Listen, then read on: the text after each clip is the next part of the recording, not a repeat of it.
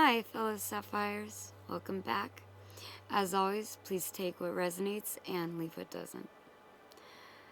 So I've been sitting with this energy for a little bit. We're starting out with an energy of someone that just kind of wants to say F the world right now. I don't want to deal with it. We have the Hermit card. He isn't actually looking up. He's just looking at his lantern. He's not actually watching where he's going. He's in his own head, just contemplating what's going on. It seems like there's something in someone's life that is causing them to say, like, whoa now, I need to take a step back and I need to reassess things. Maybe a little bit, maybe a lot of it. What I'm getting from this is that, and I don't know if this is external or internal, but there's some sort of a union that's going to be happening. And like I said, I'm not sure if this is like a love reading or if it's talking about the merging of the self. I'll get to the reason why I say that in just a minute. I think it can actually be read both ways, so I'm gonna go ahead and do that. Right now, you've been in the shit, I'm gonna say, I'm not mincing words, for a while. You are struggling just to have the strength to get by, and the fact that you're still doing that is absolutely amazing. Just keep going, because it feels like it's just, whatever this is just right around the corner. Our next card is Temperance. This is one of the cards that makes me feel like there's something internal, because this is a card of alchemy. We have 1 foot in the water, 1 foot on the land. So part of her is within her intuitive spaces, and one part of her is grounded. She's pouring from one cup to another. We have the Triangle of Manifestation. She is actually the precursor to the Devil card in the tarot, which is interesting. We have this card, but in the background over that mountain, and you can see the mountain in a lot of these cards. You can see it in this one too, back there. Oh, whoa, my card's trying to fly away from me. Anyway, so this mountain kind of has like a crown over it. It's kind of like the holy grail of where we want to be. The path is leading there. And, on the Fool's Journey, we are just going down that yellow brick road, I guess. And after, the stuckness and everything, we end up with a tower moment. Something comes crashing down. Like I said, I don't know if this is external or internal, but there could have been something that happened, either or, that precipitated this tower moment, where you had to kind of rethink things a little bit. What works and what doesn't. Fire cleanses all. And so, this lightning strike and setting the tower on fire, you're not just, the tower's not just being destroyed, but it's being cleansed at the same time. And I feel like that cleansing is also shown in the Temperance card, maybe preparing someone for something. We have the Two of Cups coming up next. Now, this is a card where we have a man and a woman, and this could be the merging of the masculine and feminine in an internal sense, but externally, we could be talking about like a partnership, whether it's platonic, romantic, business. I have no idea. Could be all three. But you have strength on your side with this lion, and also with the snakes. You have wisdom. it seems like all the crap that you've had to have all the strength for in the past, it's it's well prepared you for uh, the things that are coming in for you in the future. Because it seems like you've had this underlying feeling of lack, or having always been the person looking or being on the outside and looking in, just kind of completely excluded maybe. But you have this feeling that you've been kind of left out in the cold too many times. You're reluctant to open up and really get into the icky shadow work stuff of what is keeping you stuck, what is going to cause this, or what is causing the tower to fall, what caused the lightning to strike. Whatever it is, it's this lack that you're experiencing in your life. This side, though, had to happen for you to be able to learn the lessons and have the strength and wisdom that you do to accept the things that are coming in. And that brings us to our last card. And since I know YouTube is a little sensitive about things, I'll go ahead and cover it. It's the Lovers. So we have this. Here, let me just cover these individual things. So we have a snake again on the female side. I'm not sure if you can see it. And we also have that cleansing fire over in the man's side. Once again, I'm not sure if you can see it when I'm covering half the card. But we have this giant mountain in between. We have some sort of a hurdle that we have to get over. And it could be that this is very internal, and that this is talking about merging the masculine and feminine selves, or the dark and the light self together. I actually think that this one is kind of external. This is something that you're bringing into your own life. It could possibly be a love or a soulmate or twin flame or whatever jargon is used to describe it, but sorry, I keep doing this right to my heart, so I feel like this is important. Not only is this gonna make you happy, but I feel like this union is going to be a phenomenal one.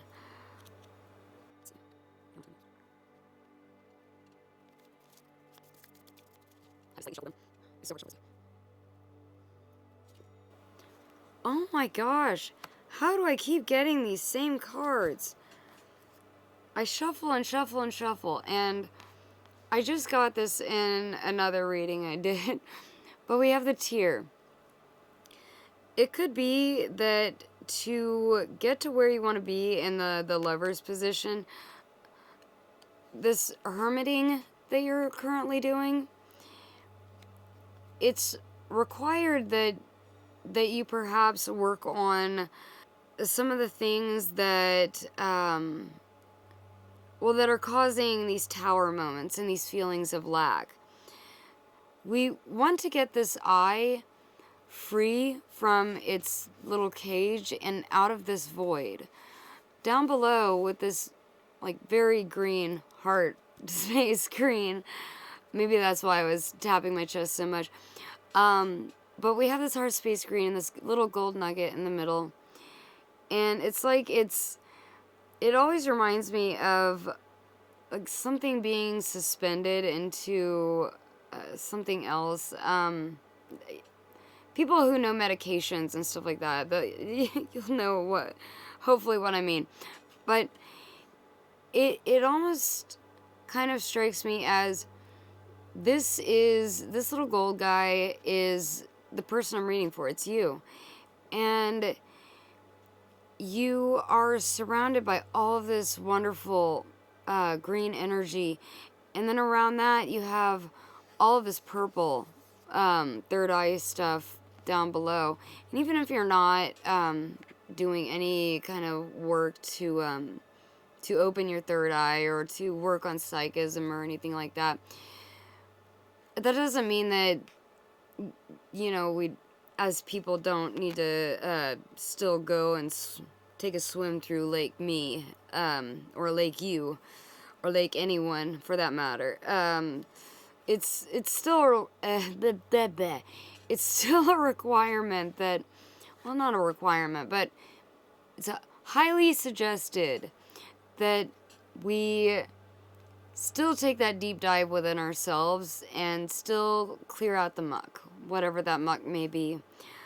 Like I said, I feel like it is some sort of feeling of exclusion or just overall lack that is causing repeated tower moments. And until there's some sort of a merging of self, possibly of an external source, but I am not going to say that an external source will fix all of these feelings of lack. These feelings of lack are your own feelings. Being excluded, being sidelined, being put down, not having enough, always being in survival mode. Those are all things that need to be worked through and not just, repressed and said, oh yeah, right, I'm good. But in reality, you're not, because every time you do that, you're going to end up back in this tower moment. And this tier is, once again, it's always confirmation for me that someone needs to do some serious shadow work. Sorry, I can't talk today. My mouth keeps malfunctioning. So, right now, we have this, I'm going to call this wisdom, instead of a third eye. We have this wisdom kind of floating in a void. And it needs to meet up with the teardrop. We need to merge these things. We need to be comfortable in the shadows, comfortable kind of digging around, mucking around in our own stuff. But the only way that we can do that is by hermiting and going deep inside and really just seeing what it is that we have in there. Seeing what it is that's causing the lack, that's causing the tower moments. And then we work to alchemize and change it. It could, like I said, involve the merging of the self. It could involve both the merging of the self and also the merging of you and another person. But there's definitely some shadow work that needs to be done. So I'm not going to gloss over that in any way. Secrets. A relentless push for freedom. A relentless push to freedom. But this dripping rose is really talking to me about something that's blossoming within your life that is starting to melt away because it's not being taken advantage of. It's kind of like an opportunity, a missed opportunity. Secrets, I think, might be a bad label for this card. I think a better way to describe it would be...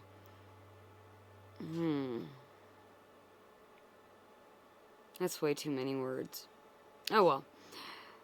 Things that we need to discover for ourselves. So that's my new name for this card for the time being, because that is how it's striking me right now. It's not really so much about the secrets, it's about the relentless push to freedom. It's about getting out of this energy of lack and keeping those tower moments from happening over and over again. And it's... okay. I think I know how to explain it. So, sometimes not even we know what's going on inside of ourselves. There might be some deep truths that you're not ready to accept, or maybe that it is finally time to accept. Maybe there's some truth about you that as long as you figure it out and work on it, then you completely destroy this side of the line, and all you have are the good cards, the wonderful, like, merging, strength, temperance, lovers. But we have to deal with whatever is inside that we, or that they, that, sorry.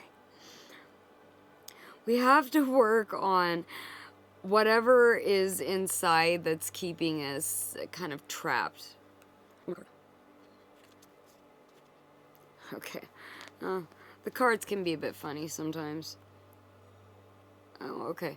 This one, bottom of the deck, intimacy shadow. Beyond fear to connection. So someone might have had some really bad experiences with love in the past, some really bad breakups, and that might be what needs to come out. I'm going to go ahead and take that card out. Why didn't I?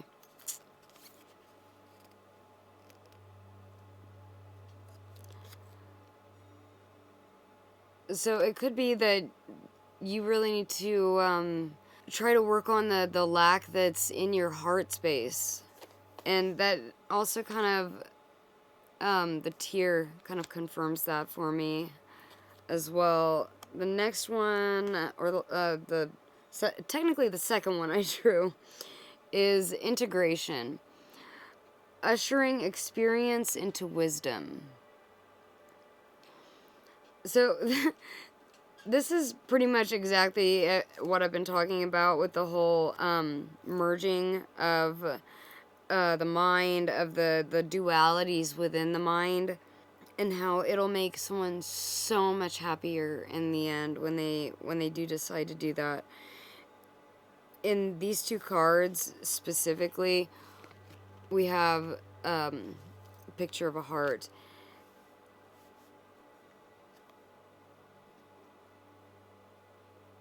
This is something that's definitely related to love in some way. It could be internal, it could be external, it could be both.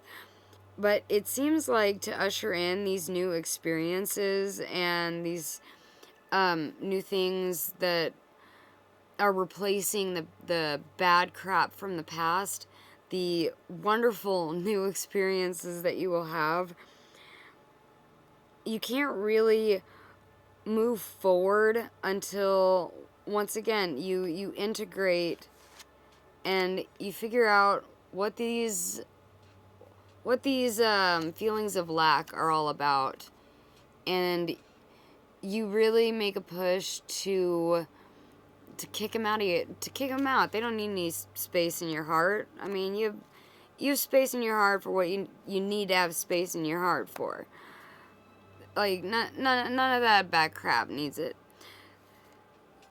So it seems it's prudent to kind of clear out that heart space and the lower chakras where you're in survival mode a lot of the times, or, like finding your passion in life. Once you do that, then you're going to find those feelings of lack and those tower moments start to decrease by a little, then maybe a lot. And once you train your brain to expect that the tower moments and the feelings of lack are not going to happen because you have actually dealt with it, you won't be in that same cycle anymore. You will have done the work, retrained your brain, and you will be ready for your next adventure, or this adventure of love, whether it be self-love or love for another. It seems like love is in the air. This would have been a really cool message to come out around Valentine's Day, but it chose to wait a little bit. So that is that. Anyway, this is your after Valentine's Day love message, I guess. Yeah, I truly hope this helps, and if you think I've earned your like and subscribe, I would be ever so grateful. Thank you, and we'll see you later.